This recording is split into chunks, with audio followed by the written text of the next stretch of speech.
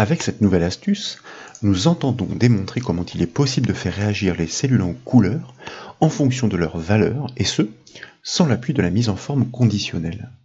Dans l'exemple illustré à l'écran, 3 indicateurs de couleur se déclenchent automatiquement en fonction des chiffres d'affaires réalisés par les commerciaux. Le vert met en évidence les meilleurs résultats. Le rouge fait ressortir les moins bons, tandis que le bleu surligne les chiffres intermédiaires. Et si vous modifiez de façon significative l'un de ces chiffres, comme par exemple le premier de 14 700 à 8000, pourquoi pas, à validation, constatez que la couleur réagit automatiquement.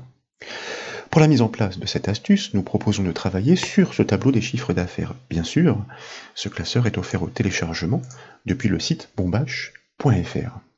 Les noms des vendeurs sont donc énumérés en colonne D. Les dates des actions respectives sont inscrites en colonne C.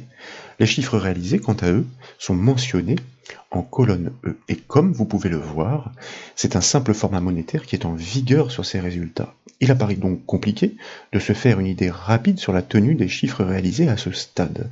C'est la raison pour laquelle nous souhaitons enclencher des jeux de couleurs dynamiques. Et si ce n'est une mise en forme conditionnelle, c'est donc un format personnalisé qui va nous permettre d'aboutir à la solution. Nous avions d'ailleurs démontré une technique similaire pour réaliser les accords grammaticaux dans les cellules Excel.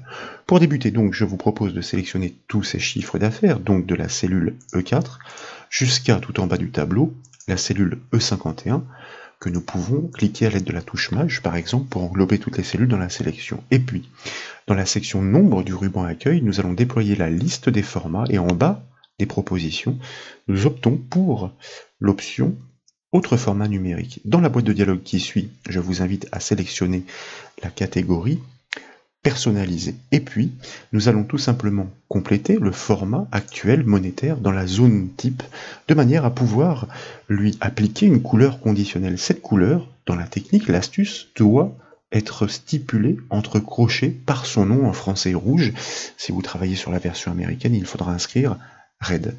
Et donc, comme nous le disions, cette couleur est soumise à condition. Cette condition, nous allons l'inscrire elle aussi entre crochets pour tous les chiffres d'affaires inférieurs ou égaux à 8000 €. Attention donc de bien respecter cet ordre, d'abord la couleur, ensuite le critère et ensuite le format. Cette syntaxe est particulière, mais elle est donc permise avec les formats personnalisés.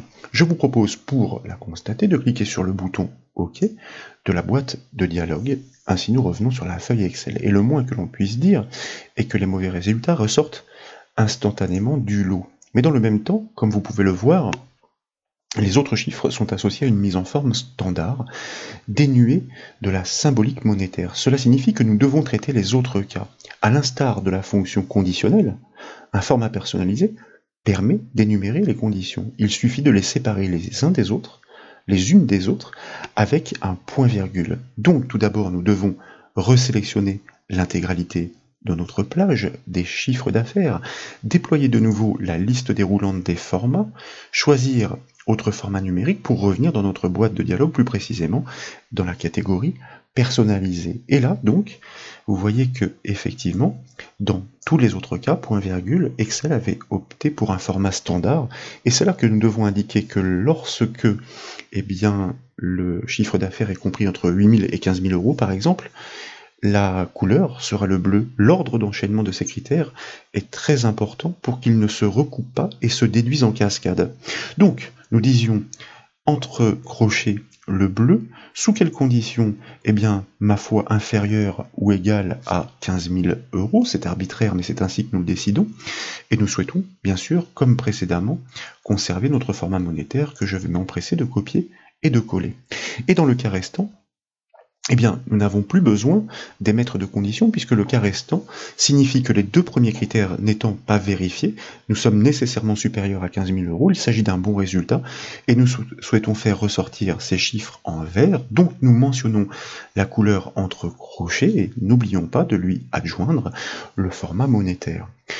Désormais donc, nous allons valider tout d'abord la création de ce format personnalisé en cliquant sur le bouton OK de la boîte de dialogue, et comme vous pouvez le voir, toutes les couleurs s'appliquent parfaitement et dynamiquement.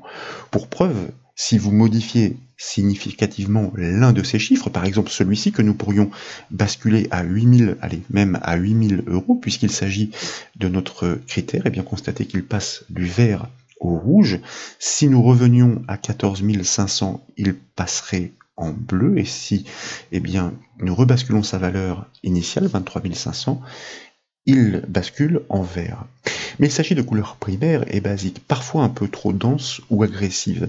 Il est pourtant possible de les personnaliser, et pour cela, il faut se référer à la palette de base des couleurs exploitées par Excel. Ce sont des indices numériques qui permettent de les désigner respectivement. Cette palette est constituée de 50 couleurs, et si elle vous intéresse, elle est proposée en illustration graphique dans cette formation sur le site bombache.fr.